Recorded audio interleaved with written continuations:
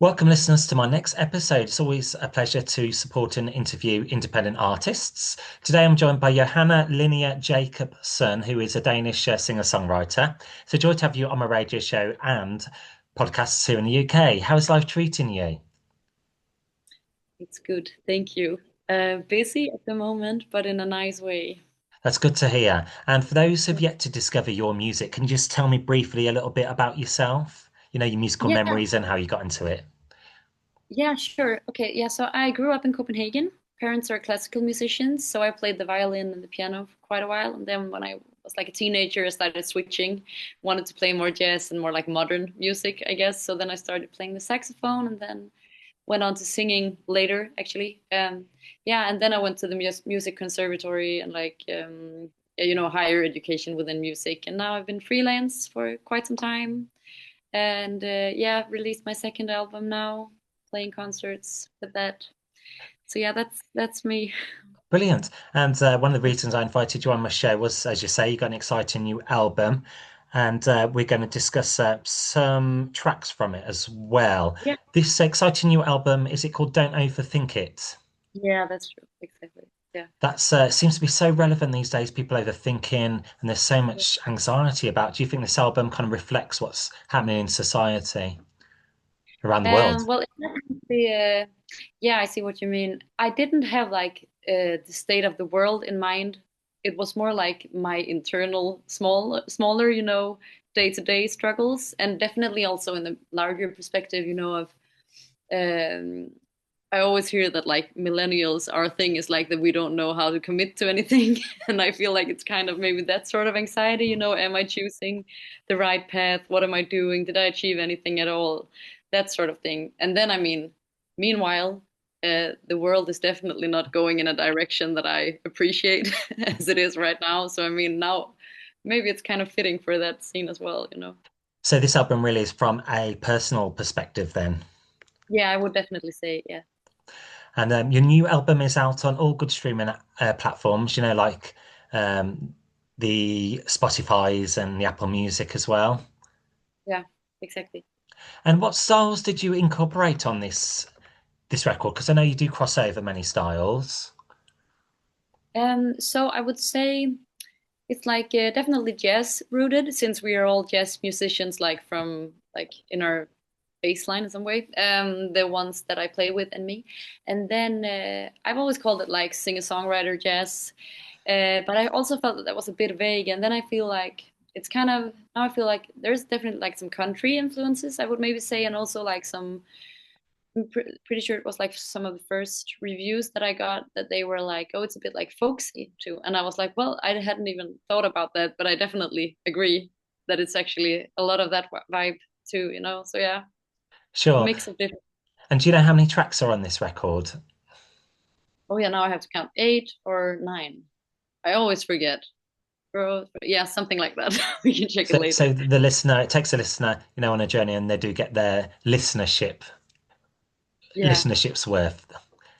yeah, yeah, definitely. Yeah. It's And you pretty lead. short. It's right under like 30 minutes, like 27 Okay, minutes. that's But I fine. feel like yeah, fitting. And your lead track is called Work. Where did your record work with? Sorry, who did you work with on the record Work? Yeah, I understand that's difficult. So I actually would like the whole team that I'm playing with on the full record. Besides the guitarist, he was added like later. But it's so I wrote the song, and then John, who is the producer and also the drummer, and also my like partner in life, we have a kid together, everything.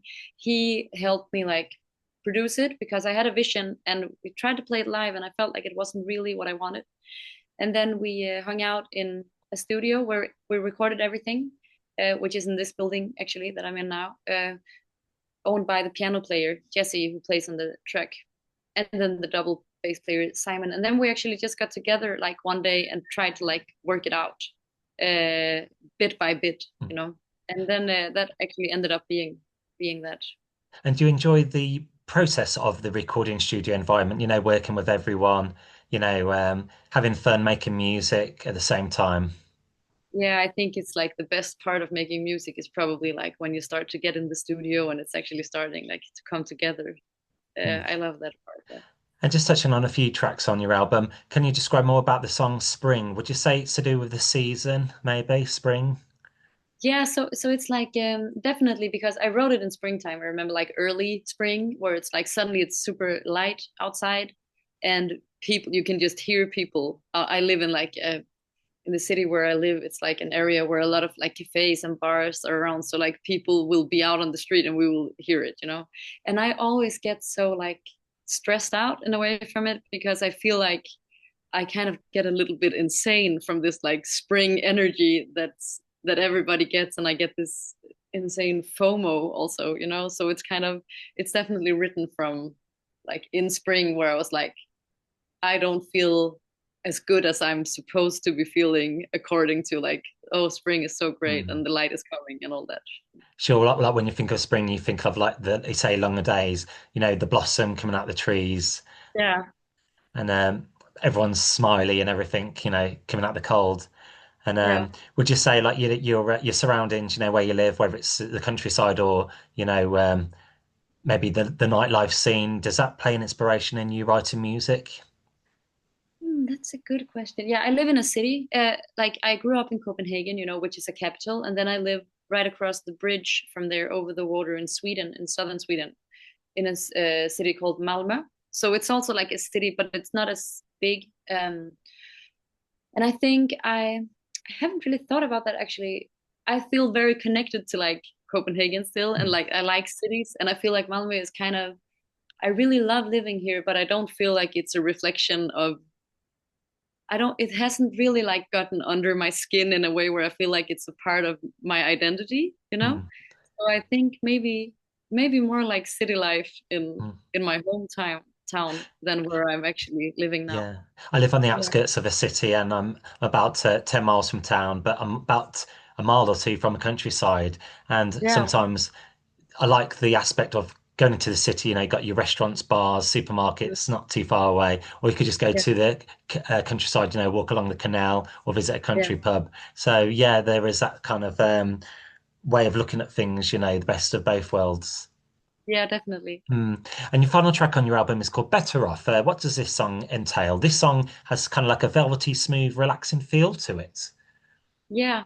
Yeah, so that's actually the oldest track from the record. That's one I've been playing live for quite some time actually. The other ones were like made along in the album process, but this one is old and it was pretty much just like um a kind of happy breakup song, I would call it. Like uh it's one of those that I just wrote very quickly. It was like it was just like inside of me and ready. Mm. And it's yeah, I just felt like I wanted this because it doesn't have to be like a romantic relationship. It can be like between friends as well, but just this thing that like when something ends, it's not always a bad thing. Mm. And it's sometimes maybe both of you just feel relieved that this relationship has like run its course and it's fine like to feel that way. You don't have to be sad when Mm. something is over. So that's kind of what that one is about. Very relatable then. Can also mean like from a platonic point of view as well. Yeah, definitely. Mm. Mm. And can you share with me and my listeners, what is this one of your proudest achievements getting this album out? Yeah, definitely. I'm very happy with the way it turned out, and that's like it's a very nice feeling because it's definitely been like a bit of an experiment. Like I knew what I wanted to pursue and like try to explore, but I didn't have like this specific type of record in mind when we started Mm. making it. So I'm happy that we got to a point where I actually feel like it resonates with me in the way that I hope for, and it Mm. also resonates with other people as And well. what's the feeling like, when you got the final product out and it's out on all the playlists? Yeah.